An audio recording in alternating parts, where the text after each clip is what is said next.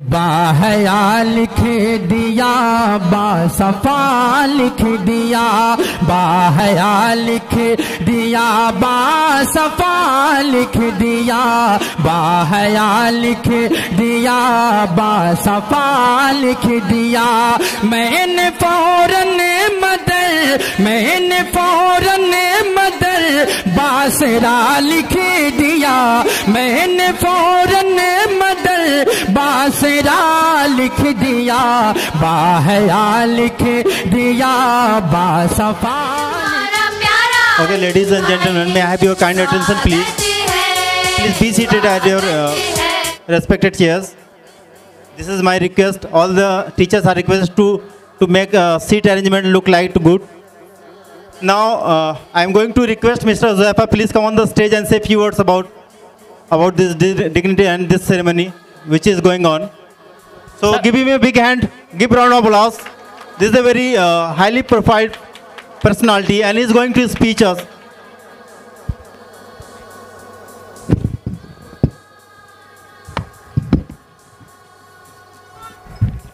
वो आईने को भी हैरत में डाल देता है, खुदा किसी किसी को ये कमाल देता है। सर के लिए एक जोरदार तालियां हो जाए।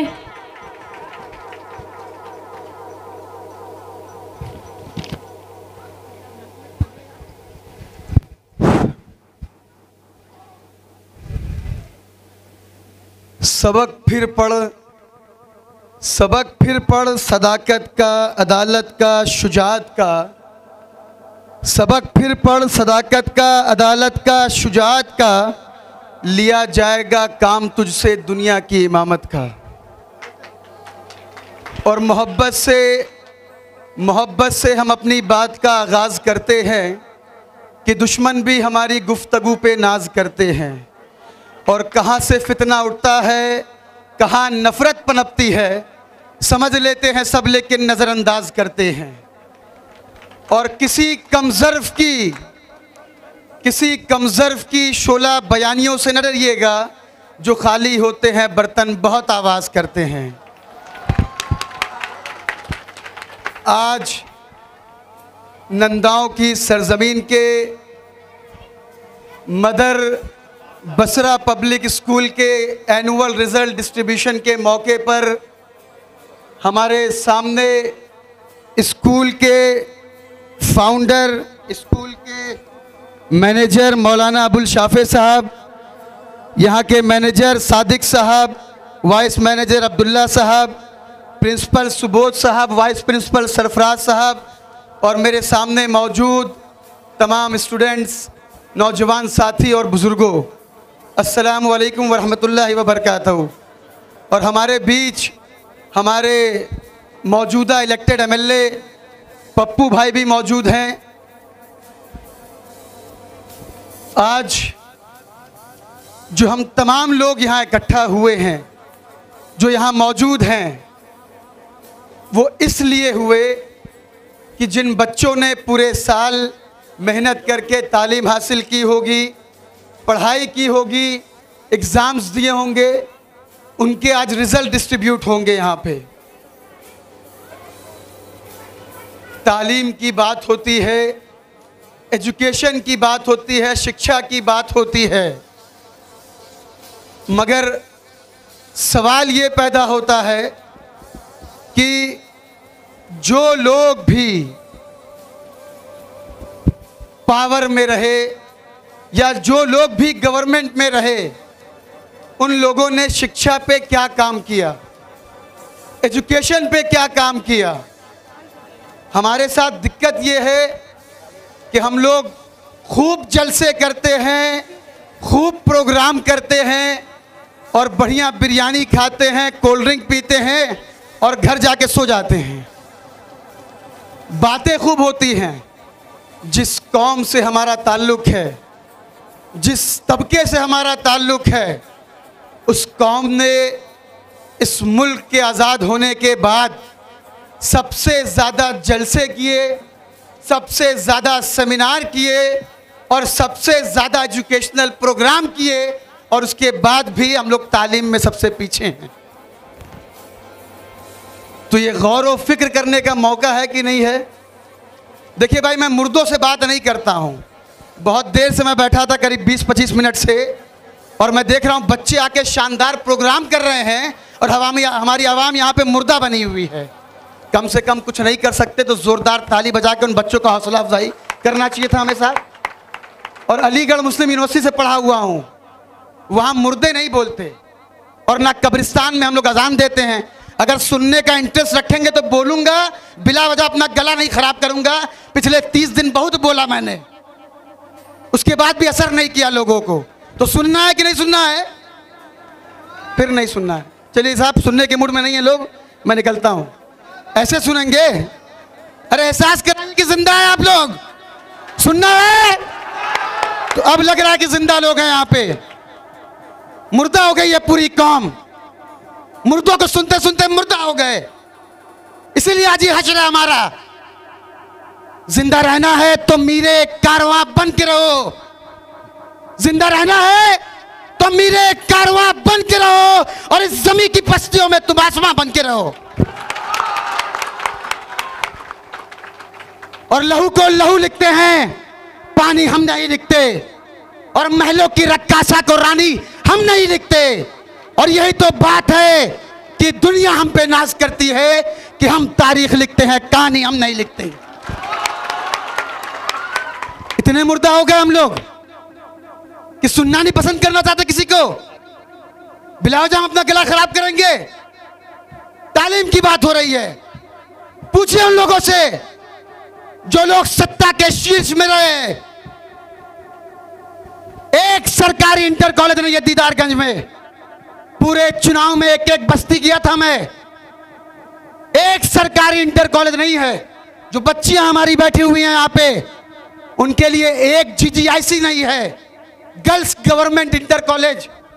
ये बच्चियां कहां पढ़ने जाएंगी? हर आदमी के पास पैसा है? बताइए, हर आदमी के पास पैसा है कि प्राइवेट स्कूल में पढ़ाएगा? तो सवाल होना चाहिए कि नहीं होना चाहिए? फिर मुर्दा हो गए। सवाल होना चाहिए कि नहीं होना चाहिए? कौन बनवाएगा स्कूल कॉलेज? कौन बनवाएगा? पूछा कभी उन सरकारों से, या सरकार में जो लोग रहे उनसे पूछा? एक डिग्री कॉलेज है सिर्फ दीदारगंज में, और इतनी बुरी हाल है कि वहां पर आवारा पशु नहीं जाएंगे तो आदमी क्या पढ़ने जाएगा वहां पे। और कैंपेनिंग के दौरान पहुंच गया मैं कॉलेज में, टीचरों को बुला के 2 सेंटेंस बोला, जवाब नहीं दे पाए। और डिग्री कॉलेज में टीचर हैं भैया, इंग्लिश में एक सेंटेंस नहीं लिख पाए। कौन है इसका जिम्मेदार? कौन है? कभी सवाल पूछा उनसे कि खाली पगला गए लहर देख करके? अपनी ताकत को पहचानिए। जो लोग पहुंचते हैं सत्ता के शीर्ष से, उनका दामन भी पकड़िए कि अगर बनाए हैं, पहुंचाए हैं, काम नहीं करोगे तो चहेटेंगे भी तुमको।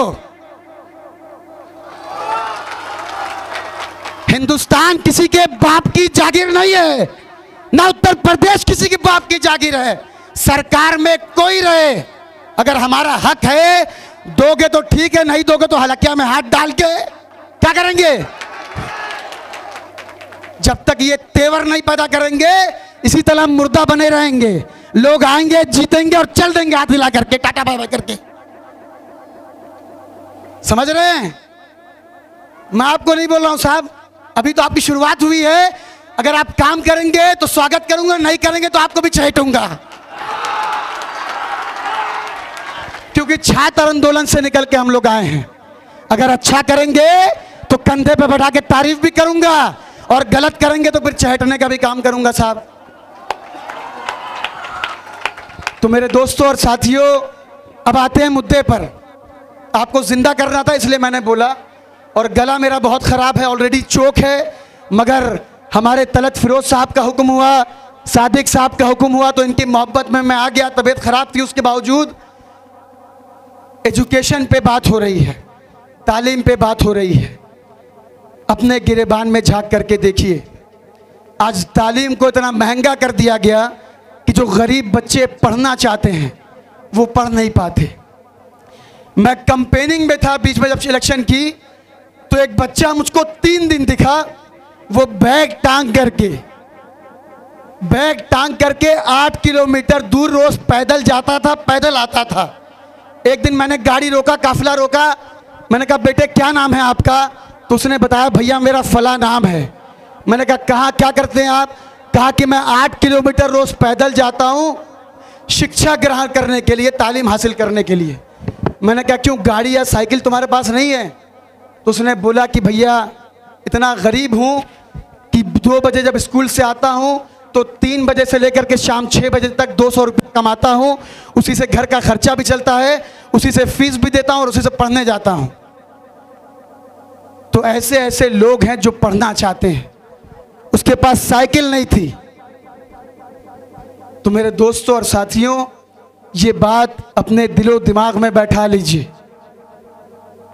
कि आधी रोटी खाइए मगर अपने बच्चों को तालीम जरूर दीजिए, एजुकेशन जरूर दीजिए, उसको अपाहिज मत बनाइए, पैसा रुपया मत दीजिए। अगर आप उसको सिर्फ तालीम दे देंगे, अपने बच्चों को एजुकेशन दे देंगे, तो वो कल के अपने पैर पे खड़ा हो जाएगा और अपने हक को जान जाएगा और लोगों से छीन करके अपना हक लेने का काम करेगा, जब उसके पास तालीम रहेगी, एजुकेशन रहेगी। और तालीम के साथ साथ हमें अपने बच्चों को तहजीब भी सिखानी है। तहजीब समझते हैं? एक शेर बहुत मशहूर है अल्लामा इकबाल का कि तहजीब सिखाती है जीने का सलीका, तहजीब सिखाती है जीने का सलीका, तालीम से जाहिल की जहालत नहीं जाती। समझ रहे हैं बात को? मैं एक एग्जाम्पल दूं आपको कि जब मैं अलीगढ़ में सेक्रेटरी था तो हमारे यहाँ कप्तान साहब आए, आईपीएस ऑफिसर थे।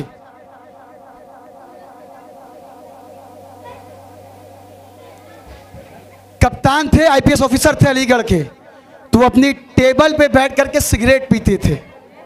क्यों पीते थे? क्योंकि उनके पास तालीम थी मगर तहजीब नहीं थी। और 1 मिनट में हमने सारी उनकी हकड़ी निकाल दी थी। और उन्हीं के 6 महीने के बाद ट्रांसफर होकर एक नया आईपीएस ऑफिसर आए, वो एमबीबीएस डॉक्टर था, वो भी आईपीएस ऑफिसर था। मगर जब उसकी ऑफिस में हम लोग जाते थे तो वो कुर्सी छोड़ के खड़े होकर के इस्तकबाल करता था स्टूडेंट यूनियन का। तो ये फ़र्क होता है तालीम के साथ साथ तहजीब का। अगर तहजीब होगी आपके अंदर तो आप लोगों की इज्जत करना जानेंगे, लोगों की रिस्पेक्ट करना जानेंगे, अपने बड़ों से कैसे बात करना इसको जानेंगे। आज मैं मुबारकबाद दूंगा यहाँ के मैनेजमेंट को, यहाँ के स्टाफ्स को, यहाँ के हमारे स्टूडेंट्स को। उन लोगों ने बहुत ही शानदार प्रोग्राम कंडक्ट किया। हमारे स्टूडेंट्स ने, बच्चों ने आकर के अपनी अपनी एक एक एक्टिविटी का इजहार किया। यहाँ पे पढ़ाई के साथ साथ ये एक्स्ट्रा कुरिकुलम एक्टिविटीज़ भी बहुत ज़रूरी है। अगर ये नहीं होंगी बच्चों के अंदर तो वो एक्सप्लोर कैसे करेंगे, वो अपने आप के अंदर कॉन्फिडेंस कैसे बिल्डअप करेंगे। मैंने बहुत से बच्चों को देखा उनके अंदर कॉन्फिडेंस की कमी थी। वो कॉन्फिडेंस तभी बढ़ेगा जब वो स्टेज को फेस करेंगे, पब्लिक को फेस करेंगे, उनके सामने आके अपनी एक्स्ट्रा कुरिकुलम एक्टिविटीज़ को रिप्रेजेंट करेंगे। तो इस तरह के प्रोग्राम होने चाहिए। आप बहुत मुबारकबाद के मुस्तहक हैं इसको ऑर्गेनाइज करने के लिए। और बहुत ज़्यादा कुछ ना कहते हुए, चचा ने पहले बोला है पूरे बारे में। मेरी एजुकेशन अलीगढ़ मुस्लिम यूनिवर्सिटी से हुई। अलीगढ़ मुस्लिम यूनिवर्सिटी के बारे में आपको बताने की ज़रूरत नहीं है। मैं 2 मिनट अपने ख़ानदान के बारे में बताऊं। मेरे दादा मौलाना मुजीबुल्लाह नदवी इसी आज़मगढ़ के सरज़मीन में पले बढ़े और एक बड़े इस्लामिक स्कॉलर गुजरे। इस्लामिक फ़िक़े पे उनकी लिखी हुई किताबें आज भी सऊदी अरब, अफ्रीका और तमाम मुल्कों में जाती हैं। अल्लामा शिबली नुमानी की कई किताबें पे उन्होंने तर्जुमा किया था। 1960 में 1960 में उन्होंने जामियातुर रशाद एजुकेशनल सोसाइटी करके एक ट्रस्ट बनाया था और आज़मगढ़ शहर के अंदर एक झोपड़ी से एक छोटे से मकतब की शुरुआत की थी, मदरसे की शुरुआत की थी। और आज अल्हम्दुलिल्लाह जामियातुर रशाद आज़मगढ़ शहर का सबसे बड़ा मदरसा है और 10 शोबे हैं हमारे यहाँ। एक इंग्लिश मीडियम स्कूल हमारा अलग चलता है, Rashad moral school. Urdu medium school अलग है, रशाद जूनियर हाई स्कूल। हिफ्ज़ की पढ़ाई अलग है। बच्चियों के लिए जामियातुत तलबात अलग है, जहाँ पर बच्चों के लिए सिर्फ अलग से स्कूल है। हमारी बच्चियों के लिए, लड़कों के लिए दीनी तालीम का अलग बंदोबस्त है। तो अल्हम्दुलिल्लाह 1960 से हम लोग भी एजुकेशन पे काम कर रहे हैं। तो मैं यहाँ पे मौजूद अबू शाफे साहब को, सादिक साहब को मुबारकबाद देता हूँ कि उन्होंने कहीं ना कहीं 2016 में हमारी लिगेसी को आगे बढ़ाते हुए मदर बसरा की शुरुआत की थी निंदाओं में, और मुझे उम्मीद है कि आने वाले दिनों में ये हाई स्कूल से बढ़कर इंटर तक पहुंचेगा और इस इलाके में एक शानदार अपना नाम बना करके एक अच्छा स्कूल बनने का काम करेगा इंशाअल्लाह ताला। तो इस शेर से मैं अपनी बात को ख़त्म करता हूँ। आखिरी बात फिर कह के कि अपने बच्चों को, अपने आप को थोड़ा सा भूखा ज़रूर रखिए, मगर तालीम ज़रूर दीजिए, तालीम ज़रूर दीजिए। आप ये जान लीजिए, जो बच्चे यहाँ पे अलीगढ़ में पढ़ना चाहते हैं, अच्छी तालीम हासिल करना चाहते हैं, जब मैं अलीगढ़ पहुँचा तो वहाँ एक प्रोफेसर ने मुझसे कहा कि यार हुज़ैफ़ा, तुम्हारे यहाँ तो शिबली कॉलेज है बहुत बढ़िया, तो तुम वहाँ छोड़ के अलीगढ़ क्यों आए? तो मैंने उनसे कहा कि साहब, मैं शिबली कॉलेज में पढ़ता तो मुझको लोग दरिया की मछली कहते, और जब मैं अलीगढ़ मुस्लिम यूनिवर्सिटी में पढ़ूंगा तो लोग मुझको समंदर की मछली कहेंगे। तो अपने बच्चों को दरिया से निकाल के समंदर की तरफ भेजिए, ताकि वो आगे इंजीनियर, डॉक्टर और सिविल सर्विसेज में निकल करके आपका, आपके ख़ानदान का, आपके ज़िले का, आपके गांव का नाम रोशन करें और नुमाया सितारों की तरह चमक करके पूरे हिंदुस्तान में आजमगढ़ को नई पहचान दिलाने का काम करें इंशाअल्लाह ताला। तो करेंगे इंशाअल्लाह। फिर मुर्दा हो गए, हाँ, करेंगे अमल इस पर इंशाअल्लाह। और ये जान लीजिए कि हुज़ैफ़ा रशादी चुनाव हारा है, हौसला और हिम्मत नहीं हारा है। ये हादसात ना समझे कि अभी पस्त हूं मैं, ये हादसात ना समझे कि अभी पस्त हूं मैं, शिकस्ता हो के भी नाकाबिले शिकस्त हूं मैं। और मेरी पूरी कंपेनिंग उठा करके देखिएगा, यूट्यूब फेसबुक पे वीडियोस देखिएगा। हमने शुरुआत ही की थी एजुकेशन से, तालीम से, शिक्षा से, तो उस पर इंशाअल्लाह ताला आगे भी काम करेंगे। और विधायक जी से मैं कहना चाहूँगा साहब कि सड़कों का हाल बहुत बुरा है। आपके पिताजी विधायक रहे इससे पहले 2017 में, और हम ही लोगों ने विधायक बनाया था उनको। पता नहीं लोग जानते हैं कि नहीं जानते हैं। हमने अपने 84 प्रत्याशी वापस लेकर के, बसपा से हमारा अलायंस हुआ था, और उस टाइम तलहा भाई यहाँ से चुनाव लड़ने वाले थे 17 में, मगर नॉमिनेशन बैक करके इनका पिताजी का साथ दिया था। मगर 5 साल बहुत ही माजरत के साथ कि आप लोग एक गांव नहीं गए माइनॉरिटी के, खास करके उसका ताना हम लोगों ने सुना। तो आप ऐसा मत करिएगा साहब, अगर जनता ने आपको मैंडेट दिया है, अपना विधायक बनाया है, तो सड़कों का हाल ये है कि मुझे आज 10 बजे पहुंचना था, मैं पहुंचा हूं पौने 11 बजे। लगता ही नहीं कि सड़क कहाँ है, गड्ढा कहाँ है। तो पहला काम कीजिए कि सड़कों को दुरुस्त कराइए। मैं इंतज़ार कर रहा हूँ शपथ का, और उसके बाद 6 महीने का टाइम दूंगा मैं आपको। अगर 6 महीने तक आपने काम शुरू किया तो बहुत बढ़िया, नहीं तो बताऊंगा दीदारगंज के अंदर की विपक्ष क्या होता है। क्योंकि अलीगढ़ में पहले हम लोग विपक्ष में थे, फिर पक्ष में आए थे, फिर चुनाव जीते थे। तो उन लोगों से पूछिएगा। तो फिर मैं कह रहा हूँ बढ़िया काम करेंगे तो स्वागत रहेगा, नहीं करेंगे तो आपको ठीक भी करेंगे हम लोग साहब।